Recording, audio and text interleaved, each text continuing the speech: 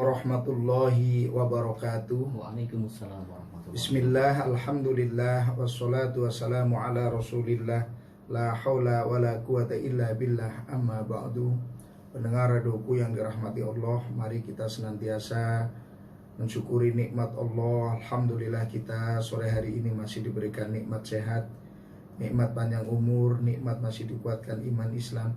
Kita mohon kepada Allah, semoga Allah senantiasa menambah nikmatnya untuk kita, sehingga kita bahagia dunia dan selamat di akhirat kelak. Amin.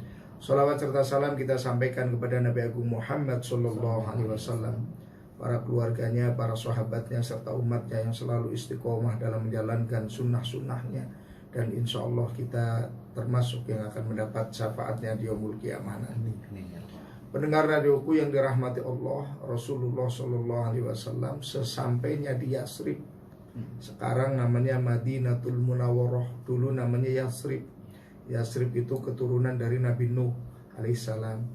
Jadi kalau kita umpama ada desa Purbalingga, itu pasti ada kaitannya dengan purba, ya kan? Ada desa namanya Karangjambu, pasti ada kaitannya dengan banyaknya pekarangan yang mungkin ditanamin jambu itu. Dan ya Yasrib itu yang buka pertama kali namanya Pak Yasrib, Madinah, maka namanya Yasrib. Setelah Rasulullah sampai, Rasulullah tidak pernah memikirkan rumahnya, tapi Rasulullah langsung memikirkan bagaimana dan di mana membangun masjid. Maka masjid yang pertama kali dibangun oleh Rasulullah namanya Masjid Quba di Madinatul Munawwarah, dan Rasulullah mengapresiasi barang siapa yang ambil air wudhunya, bersucinya dari rumah, dari tempat tinggalnya, lalu menuju ke Masjid Quba, sholat 2 rakaat di Masjid Quba, mendapatkan pahala seperti pahala umroh. Dan Rasulullah dalam sejarah setiap hari Sabtu itu berkunjung dan beribadah ke Masjid Quba itu. Satu.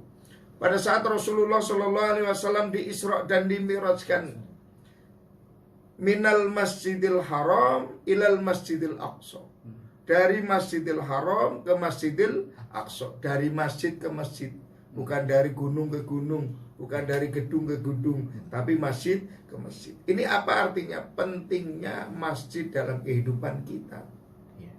Nabiullah Ibrahim alaihissalam di Palestina diperintahkan oleh Allah untuk membawa Hajar dan putranya Ismail yang masih balita waktu itu. Ternyata berhentinya tidak jauh dari Baitullah atau Makkahul Mukarramah, juga dengan Masjidil Haram sekarang kan. Maka pentingnya masjid dalam membangun peradaban Islam, membangun peradaban dunia, membangun peradaban bangsa, dan minimal membangun peradaban Purbalingga. Sekarang orang membangun masjid luar biasa semangatnya, tapi setelah dibangun banyak yang tidak mau ke masjid.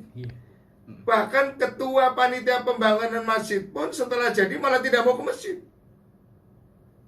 Yang tidak sedikit menariknya atau yang tidak sedikit anehnya adalah panitia membangun masjid dengan susah payah terjadi konflik. Terjadilah kekosongan setelah masjid itu jadi. Innama ya'muru masajidallah, orang-orang yang memakmurkan masjid adalah orang-orang yang beriman kepada Allah Subhanahu wa ta'ala. Jadi kita itu berimannya sungguh-sungguh atau tidak, tergantung bagaimana kedekatan kita terhadap masjid. Bukan dekat dari segi fisiknya, tapi dekat dari pemikiran dan hatinya. Nah, Mas Ansori ada 7 golongan yang kelak akan mendapatkan naungan Allah di hari kiamat. Salah satunya adalah orang yang hatinya senantiasa bergantung pada masjid. Coba sekarang kita lihat, banyak masjidnya megah, tapi dikunci. Kenapa dikunci? Karena gak ada yang jamaah. Waktunya adzan kosong, duhur kosong, asar kosong.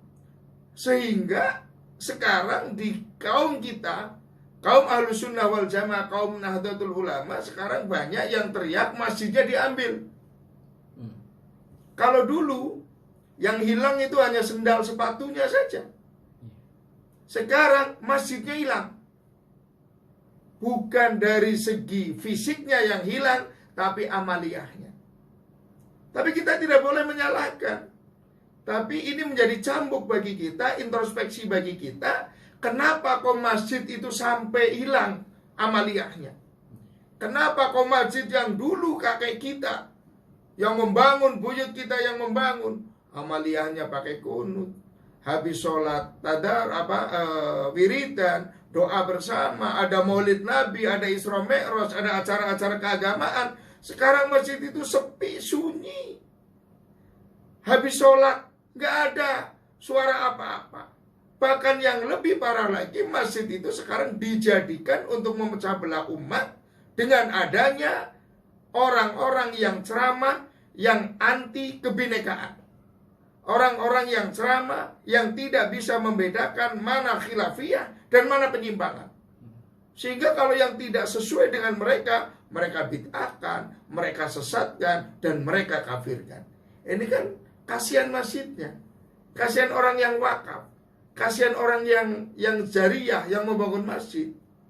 Tapi itu semua karena kelalaian pengurus masjid, atau terutama putra-putri orang yang mewakafkan masjid, yang kakeknya bangun masjid, tapi anaknya, cucunya sudah jauh sekali dari masjid. Maka di media radioku yang sangat berkah ini, sebagai media dakwanya Islam Rahmatan lil Alamin ini, ayo kita kembali memakmurkan masjid, kembali bagaimana caranya kita bisa menghidupkan masjid, bukan hidup di masjid.